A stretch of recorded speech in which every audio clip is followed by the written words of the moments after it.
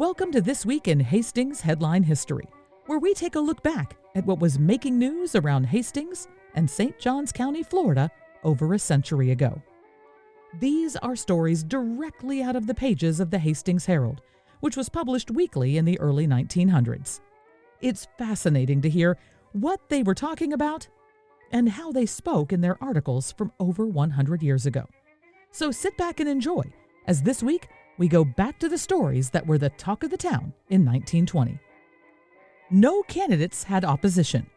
The annual town election, held on Tuesday, passed off in an extremely quiet manner, little local interest having been shown in it. There were only a sufficient number of candidates to fill the vacancies with no contests for any office. 16 votes were cast, each candidate having received the full number. Casino Theater nearing completion. The Casino Theater, which is being erected under the personal supervision of its owners, the Brennan brothers, is nearing completion rapidly, its roof and walls having been put in place while the front lacks only the stucco coating. The interior work is being rushed through as rapidly as possible, the stage having been virtually completed and the screen set in place. The owners of the theater state that unless something unforeseen occurs to delay the final work, the building will be completed in time for the first show to take place on Christmas Eve, to be followed probably by a matinee Christmas Day and another show the same night. The screen in the new building has been the cause of considerable comment on the part of men familiar with the operation of motion picture shows. It is said to be the finest anywhere in this section, so constructed as to reduce to a minimum any possible flicker or glare. Will greet Santa Claus. Santa Claus will make his annual visit to the store of J.B. Hughes & Company Friday afternoon at 3 o'clock, followed by another visit at 7 o'clock, according to a card sent out by that store to all local children, inviting them to be present and meet the jovial old gentleman. This visit of Santa to the local store is made each year on the day before Christmas and is an occasion which no local youngster who attends the reception is likely to forget, as each guest is always the recipient of a substantial memento of the occasion. And an editorial in the paper was looking back at the year of 1920 in Hastings and saying that while there were many rocky roads, the town stood strong, resolute, and came out ahead. The title is The Giant Stirs, and it reads, "During the year just past, Hastings experienced one of the most eventful periods of its career. At this time, planting time a year ago, the local people were in a frame of mind that was more hopeful than anything else. They had passed through 2 years of disaster and were broke, almost down and out. But they stuck to their guns, risking everything on the success or failure of the magic 3rd year. Then came the flood of February, damaging the potato crop to an unprecedented extent and bringing general discouragement in its wake. But the Hastings farmers did not give up. They replanted and fertilized, and due to an unexpected turn of the market, came through with a real crop. Some of them made money. A few made lots of money, according to reports. Others broke even. Some fell back. However, it must not be overlooked that with a few possible exceptions, the losses were not due to the farmers or the farms, but to other influences and circumstances over which the farmer had no control. However, to go back to the disastrous spring period, in March, the auditorium, our only public meeting place for amusement or business purposes, was destroyed by fire. The flu hit us heavily, though not as heavily as in the preceding year, causing numerous changes in our local plans, among them being the cancellation of the Chautauqua.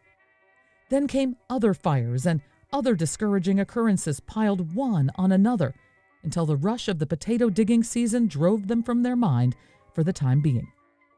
Under ordinary circumstances, a town which had been hit so heavily in the course of 1 year might well be expected to possess a will be gone and down at the heel appearance during the remainder of the same year. But this was not true of Hastings. In fact, this town is in every way a better town than it has been at any previous time in history. Today, we are watching the completion of a new auditorium and amusement building, which will replace the one destroyed by fire. Today, We have an important branch of a prominent fertilizer company located here permanently and planning the construction of a large building within the town. The United Corporation has purchased land just outside the town limits and is proceeding with plans for a sugar refinery to be located there at a cost of well over $1 million.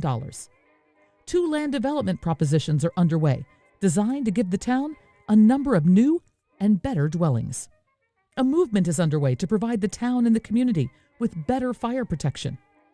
To all this may be added the movement in favor of a new county to be known as Hastings County, a movement which, while having been submerged for a period, has by no means been dormant. A section which can accomplish these things and others not mentioned here in the space of a year and in the face of such obstacles as have been forced on this section is a community to be reckoned with. Never before has there been so pronounced attendance on the part of local people to pull together as being evidenced today. Hastings of the past has been like a sleeping giant, but the giant is beginning to stir and show signs of awakening.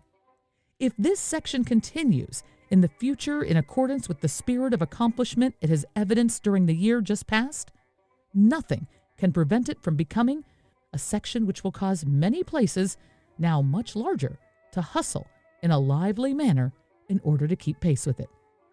I hope you enjoyed this week's edition of Hastings Headline History. This podcast was brought to you by Presenting the Past, bringing history back to the present through historic presentations and the sale of treasures from days gone by. This episode was written and produced by me, Michelle Murillo, with the aid of vintage copies of the Hastings Herald.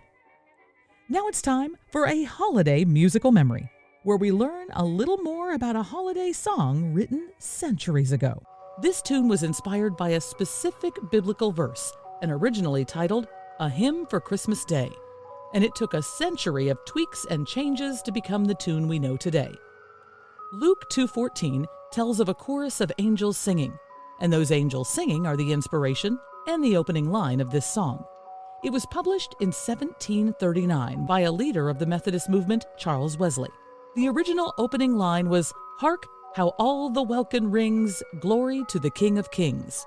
But in 1753, George Whitefield tweaked the words a bit to make the opening line the one we're more familiar with. The melody to the song was different as well, with the version we know today not coming about until it was composed by Mendelssohn in the mid-1800s.